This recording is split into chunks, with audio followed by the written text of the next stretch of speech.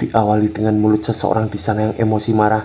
Lalu orang itu pun berkata, "Hai kau bocil, hanya itu yang kau punya, kau bercanda ya?" Ternyata itu adalah seseorang botak bersama kawannya, dan orang itu pun makin marah sambil berkata, "Jika aku tidak mengajarmu, kau pasti tidak akan mengerti." Sambil terlihat seseorang di depannya itu yang ketakutan, dan ia pun berkata, "Tidak, jangan, hanya itu semua yang kupunya, dan aku butuh uang untuk berobat ibuku." Ternyata itu adalah bocil, dan dia pun menangis sambil berkata lagi, "Tolong lepaskan aku kali ini saja, kalau ibuku sudah sembuh, maka aku..." Lalu si botak itu pun makin murka sambil berkata, "Apa? Kau mimpi? Aku tidak." Sambil ia pun menjambak rambut dari si bocil itu hingga kesakitan, dan cerok, terlihat darah di sana.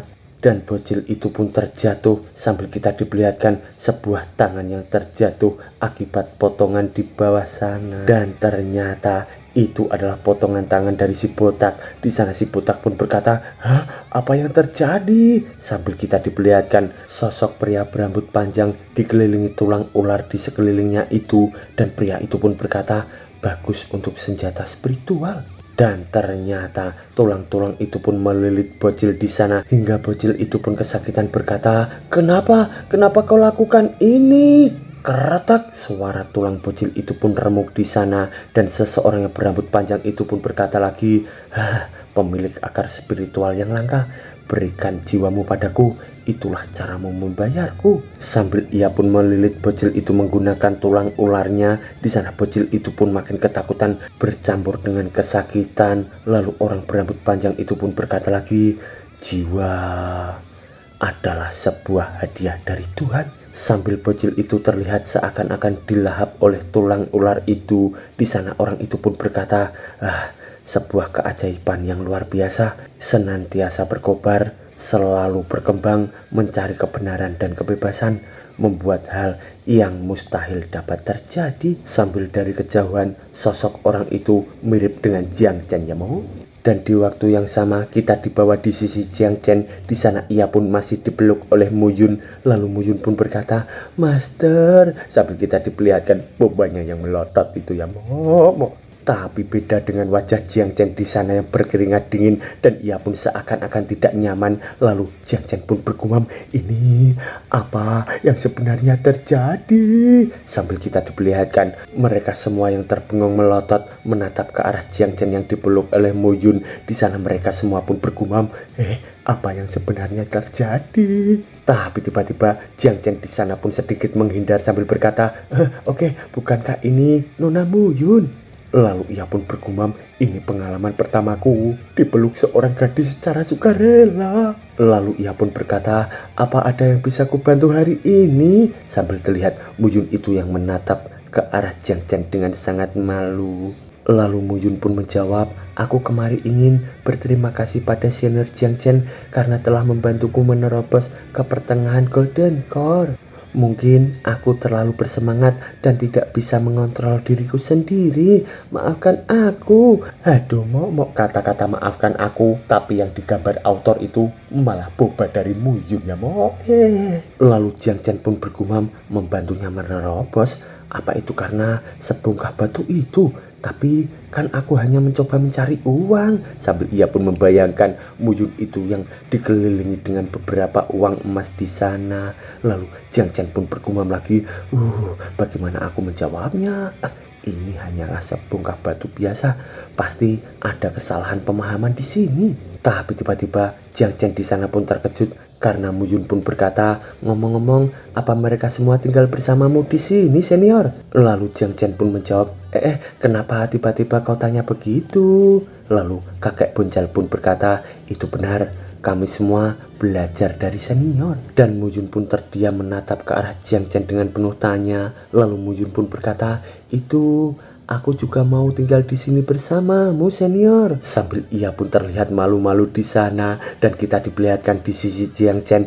Ia pun langsung terdiam membeku, dan ia pun bergumam, "Apa yang dia katakan?" Lalu Mu Yun pun berkata lagi, "Aku yakin Anda sudah bertemu dengan kakakku. Dia sekarang adalah saintis dari Tanah Suci Mu Yuang." Lalu terlihat Paman Lan dari belakang Jiang Chen itu pun berkata, Oh, saintis yang datang dengan Sensouji, rupanya kakakmu. Sambil kakek Bonjal itu pun menatap ke arah Muyun dan ia pun bergumam, ku dengar saintis Tanah Yuhuang punya adik perempuan. Penampilannya sungguh tidak asing, tapi tidak kusangka tubuhnya tidak kalah juga dengan kakaknya. By the way, yang dimaksud kakek Bonjal bukan tubuh seksinya itu ya Mawar, melainkan yang dimaksud seperti dragon body, phoenix body, dan lain-lain. Lalu Muyun pun berkata, aku ingin menantang dia untuk posisi saintis. Kumohon beri aku pencerahan senior. Di sana Paman Lan pun tersenyum sambil berkata, kalian kan saudari, tidak perlu bertarung. Kau juga bisa jadi saintis kok. Lalu Muyun pun menjawab, tetua, kalian tidak mengerti. Dia memanfaatkan senior dan berusaha menyerangnya lagi. Aku hanya ingin menghajarnya dengan kompetisi saintis. Sambil terlihat kakek Bonjal di sana terkejut dan ia pun bergumam, menyerang senior? Emang bisa seorang saintis dari Tanah Yuhua bisa mengancam senior? Lalu kakek Bonjal itu pun tertawa terbahak-bahak dan ia pun berkata, Nona, kupikir kekhawatiranmu sudah teratasi, tapi tinggal dengan senior dapat meningkatkan dirimu secara drastis. Kau sangat cerdas, tapi itu tidak bagus untuk memulai dari sebuah emosi negatif. Terlebih lagi, itu juga terkait takdirmu dengan senior. Sambil Muyun itu pun memikirkan kata-kata dari kakek Bonjal dan ia pun bergumam, dia jelas-jelas musuh Tanah Yuhua. Tapi jika leluhur ada di posisiku, maka aku apa yang telah dia lalui dengan senior. Lalu Jiang Chen di sana pun berkata, kamu beneran ingin tinggal di sini? Lalu ia pun bergumam, ya ampun, makin banyak orang di sini. Apa aku sebaik itu? Aku tahu kakaknya, dia kemari juga sebelumnya kan. Dia sedikit psikopat, tapi dia tidak selalu menentangku kan. Apa mungkin ada kesalahpahaman di antara mereka? Lalu Muyun di sana pun menatap ke arah Jiang Chen. Lalu ia pun bergumam, apapun yang terjadi, aku harus kuat. Sambil ia pun terdiam di sana. Lalu Muyun pun bergumam lagi, aku ingin lebih kuat dari kakakku. Selama bertahun-tahun aku selalu dibanding-bandingkan dengannya.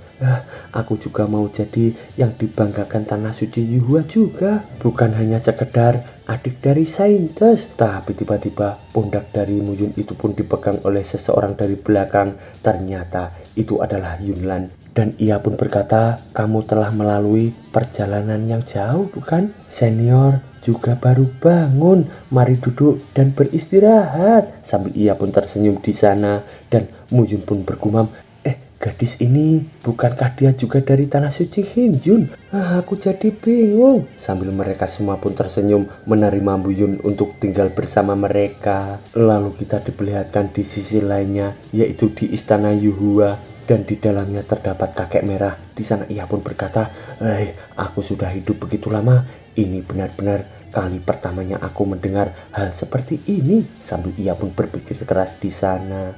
Lalu ia pun berkata lagi, tapi mayat kering. Sambil ia pun melihat ke arah sesuatu. Ternyata itu adalah anak buahnya yang melapor. Dan anak buahnya pun berkata, ya dilihat dari keadaan mayat yang seperti batang pohon yang mengering. Dan kelihatannya kekuatan langit dan bumi ikut terserap juga dari tubuhnya. Bahkan tidak ada jejak yang tersisa. Hanya ada sedikit orang yang bisa melakukan hal ini. Jadi seharusnya tidak sulit untuk menemukannya. Dan menurut laporan dari orang yang tangannya patah, ternyata yang mereka bicarakan adalah kejadian di mana si botak itu tangannya terpotong oleh seseorang. Lalu anak buahnya di sana pun berkata lagi, pelakunya tampak seorang pria tampan, berpakaian hijau dengan rambut yang panjang dan berekspresi dingin. Sambil kita diperlihatkan Muyue di sana yang menatap ke arah anak buah itu yang berbicara dan ia pun bergumam, ciri-ciri ini kenapa itu terasa familiar? Lalu ia pun memalingkan mukanya sambil bergumam lagi, pria berbaju hijau, tampan. Sambil ia pun membayangkan sosok Jiang Chen di sana. Lalu ia pun bergumam lagi, ini mustahil. Sambil ia pun menduga-duga pelakunya adalah Jiang Chen. Ya mau masalah lagi. Lalu seseorang di sana pun berkata, mungkinkah pria misterius ini adalah yang leluhur sebutkan ketika memanggil kita sebelumnya? Lalu temannya pun berkata juga, apa dia menyerang lagi? Sambil kita diperlihatkan kakek merah di sana bergumam, kalau memang beneran pria itu, itu akan terasa buruk. Terakhir kali kami lolos, tapi dia tidak mengambil keuntungan apapun. Dan ia dikelilingi oleh Shin Yunsi dan yang lainnya. By the way, Shin Yunsi adalah kakek Puncal ya Momo. Lalu ia pun bergumam lagi, tapi kenapa kelakuannya seperti itu? Aku tidak bisa melepaskannya. Setelah mendengar pernyataan Mu Yuang, aku merasa dia, orang itu sangat berbahaya. Aku tidak menyangka dia melakukan hal yang jahat seperti menyerap jiwa seseorang dan juga menghisap aura langit dan bumi orang lain. Lah apa tujuannya? Sambil ia pun berpikir keras di sana dan mengira-ngira Jiang Chen adalah pelakunya ya mau. Tapi tiba-tiba seseorang anak buahnya di sana pun berkata, "Leluhur, aku tiba-tiba teringat sesuatu. Sebenarnya sepertinya sudah ada rumor serupa di dunia manusia sebelumnya. Hanya rumor yang dibesar-besarkan. Ada beberapa kultivator yang jenius yang tewas dengan cara seperti pemuda ini sebelumnya. Dan tubuh mereka kehilangan jiwa serta kekuatan langit dan buminya. Yang lebih menakutkan lagi, dikatakan mereka terbunuh dengan seni jahat dari klan iblis." Sambil mereka pun membayangkan sosok kultivator itu yang menyerupai Jiang Chen. Lalu orang itu pun berkata lagi, dan setelah mati, jiwa mereka dimurnikan menjadi monster yang lebih mengerikan dari ras iblis. Dan penampakan ini sangat mirip dengan gambaran si pembunuh kali ini. Sambil mereka semua pun membayangkan sosok Jiang Chen itu yang melakukan kejahatan. By the way ya mau, dunia yang dilalui Jiang Chen dibagi menjadi 3 lapisan dari atas ke bawah ya. Alam immortal yang berada di paling atas, alam manusia dan alam iblis ada di tengahnya ya mau. Dan klan kuno berada di paling bawah, sisanya adalah ruang void dan belum dipetakan ya mau. Dan klan iblis punya pohon sucinya sendiri. Divine power yang diberikan oleh pohon suci dapat memberkati dan membantu klan iblis untuk berkultivasi. Alam immortal sangat terisolasi dari yang lainnya dan punya sedikit kontak dengan 2 alam lainnya. Dikatakan alam immortal penuh dengan harta karun, tapi sangatlah susah untuk memasukinya. Hanya segelintir kultivator yang bisa menerobos dengan kultivasi mereka sendiri dan naik ke alam immortal. Tapi begitu mereka masuk, mereka tidak akan bisa keluar lagi. Alam manusia berbatasan dengan berbagai kekuatan dari demon tribe. Sebagai hasilnya sering terjadi gesekan dan peperangan. Lingkungan klan kuno yang keras dan sering terjadi tribulasi surgawi, itu dikatakan di sana banyak spirit artefak yang sangat kuat yang tersisa dari zaman kuno. Selama kamu bisa bertahan di lingkungan yang keras, kamu bisa mendapatkan spirit artefak dan kultivasimu akan meroket. Saat ini insiden buruk terjadi di alam manusia dan pelakunya seharusnya adalah iblis atau kultivator manusia yang sangat kuat ya mau. Sambil kita diperlihatkan kakek merah di sana bergumam untuk mencegah korban yang tidak bersalah. Tampaknya pertempuran ini semakin dekat dan mereka yang tewas terlahir dengan akar spiritual yang kuat. Kami akan mengekstrak kekuatan hidup mereka. Apa yang akan terjadi kalau kekuatan-kekuatan itu disatukan? Itu tidak terbayangkan. Sambil terlihat Mu Yue itu yang menatap ke arah kakek merah dan ia pun bergumam, "Wajah leluhur, sepertinya dia akhirnya menjadi serius." Sambil kita diperlihatkan di sisi lainnya, yaitu di kediaman Jiang Chen. Di sana Jiang Chen pun menatap ke arah sesuatu sambil bergumam, "Kau ingin tinggal di sini? Kau punya masalah dengan saudarimu karena aku? Apa itu masuk alasanmu untuk kabur dari rumah? Apa yang harus aku lakukan?" Lalu ia pun berkata, "Ya, aku memang pernah bertemu saudari Nona Moyun sebelumnya. Tapi dia tidak mencoba menyakitiku seperti apa yang kamu katakan. Kami hanya melakukan 2 transaksi. Ada kesalahpahaman di sini, Nona. Kenapa tidak duduk dan kita bisa bicara detailnya?" Sambil terlihat Muyun itu yang menatap ke arah Jiang Chen dan ia pun bergumam, "Senior, Anda sangat murah hati. Tidak hanya membantunya meningkatkan kultivasinya, juga melupakan kelakuan jahatnya.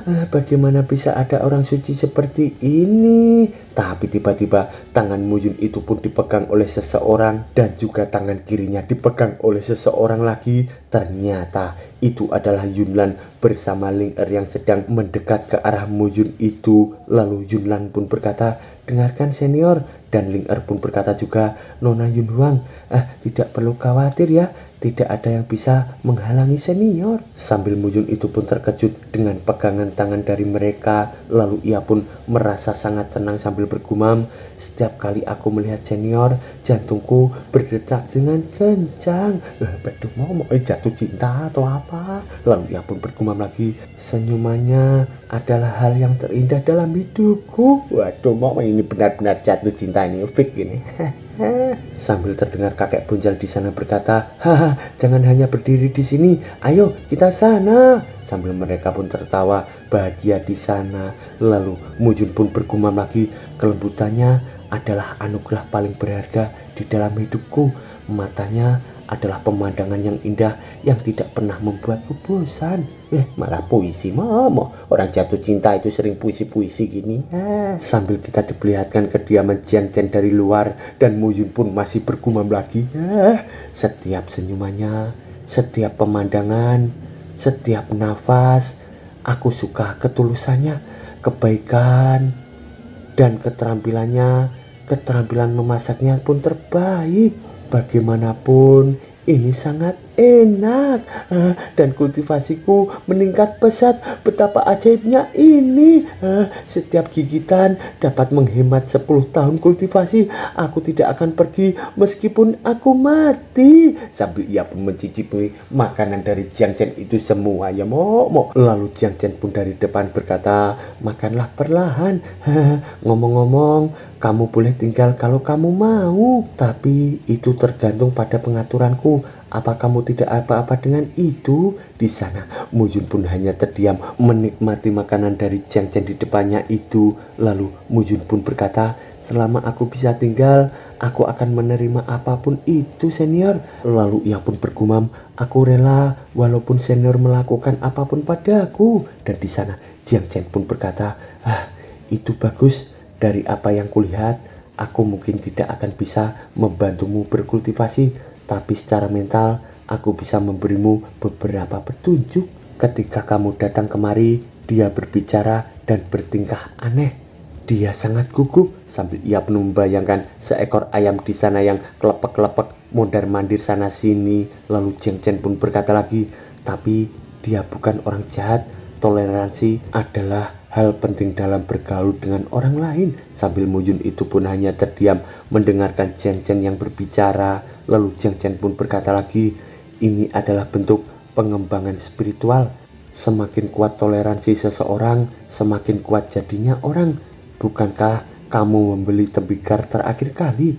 Maukah kamu membuat tembikar bersamaku? Sambil terlihat Mu Yun itu yang hanya terdiam karena disuruh membuat tembikar oleh Jiang Chen. Di sana Mu Yun pun berkata, membuat tembikar? Apa itu sebuah pilihan? Lalu Jiang Chen pun menjawab, iya, mulai dari pembuahan, pemilihan tanah, pengadukan, pembakaran, glazing, pembakaran ulang, memoles. Itu semua adalah caranya. Lalu ia pun bergumam, baru-baru ini porselen laris manis di kota Yuhua, jadi aku hanya bisa memintanya untuk membantuku membuat porselen lebih untuk menjualnya di kota. Mungkin kita bisa makan lebih banyak daging bulan ini. Sambil Mu Yun itu pun menatap ke arah Jiang Chen juga, dan ia pun bergumam, walaupun aku tidak mengerti, tapi ini cukup mengejutkan. Aku yakin pada senior, pasti dia punya rencana. Dan Jiang Chen pun berkata lagi, lumpur itu kotor, tapi itu bisa berubah menjadi porselen yang indah setelah dibakar. Asalkan kamu toleran, jangan menolak kontak dengan kotoran, dan sabar membentuknya, kamu bisa mengubahnya menjadi sesuatu yang ajaib. Sambil terlihat Mu Yun itu yang terkejut, dan ia pun berkata, wah, itu sangat menakjubkan. Lalu Jiang Chen pun berkata lagi, dan sementara itu kamu bisa menunggu kakakmu pulang. Di sana Mu Yun pun berkata, apa? Membiarkan kakakku datang juga? Lalu Jiang Chen pun menjawab, apa yang salah? Dia nggak boleh. Dan Muyun pun berkata, senior, tidak, apapun yang Anda katakan, aku tidak keberatan. Lalu ia pun bergumam, kenapa Anda memintanya datang juga, senior? Lalu Jiang Chen pun berkata, itu bagus, kukirimkan sebuah surat pada kakakmu, suruh dia datang dan membereskan semuanya. Lalu ia pun bergumam, aku tidak ingin menjadi perusak hubungan saudara kandung orang lain. Semakin cepat kami menjelaskannya, akan semakin baik. Sambil kita diperlihatkan mereka semua yang menatap ke arah Jiang Chen dengan Muyun itu, dan mereka pun bergumam, senior adalah senior. Lalu Muyun pun bergumam lagi, kirim sebuah surat. Ya, senior pasti punya rencananya sendiri. Sambil kita diperlihatkan di luar kediaman Jiang Chen di sana, dari dalam Jiang Chen pun berkata, maka kita sepakat kita akan mulai segera setelah kita selesai makan. Dan beberapa saat kemudian kita diperlihatkan seseorang yang memegang surat di sana. Ternyata itu adalah Mo Yue. Di sana ia pun bimbang berkata, apa ini? Sambil ia pun gemetar membuka surat di tangannya itu. Lalu Mo Yue pun berkata, apa adik? Surat? Katanya dia ingin aku pergi ke rumah itu. Sambil kita diperlihatkan kakek merah di sana terkejut, dan ia pun berkata, apa itu deklarasi perang? Sambil kita diperlihatkan di sisi Mo Yue, ia pun makin shock ketakutan. Lalu ia pun berkata, aku tidak tahu. Dia bilang dia telah belajar dari Jiang Chen membuat tembikar. Apa dia benar-benar sudah dicuci otaknya? Sambil ia pun khawatir karena adiknya tinggal dengan Jiang Chen. Lalu Mo Yue pun berkata lagi, apa seseorang calon saintis membuat tembikar? Sambil kita diperlihatkan juga di sisi Muyun, ia pun perlahan belajar membuat tembikar dengan ditemani oleh Jiang Chen di sana. Sambil kita diperlihatkan di waktu malam hari di kediaman Jiang Chen di sana, Muyun pun masih membuat tembikar yang diajarkan oleh Jiang Chen. Tapi tiba-tiba Muyun di sana pun langsung terdiam. Lalu ia pun membayangkan tanah suci Yuhua, dan ia pun bergumam, tanah suci Yuhua ditetapkan dengan aturan yang telah ditentukan. Peluang seorang murid adalah hasil dari keberuntungannya.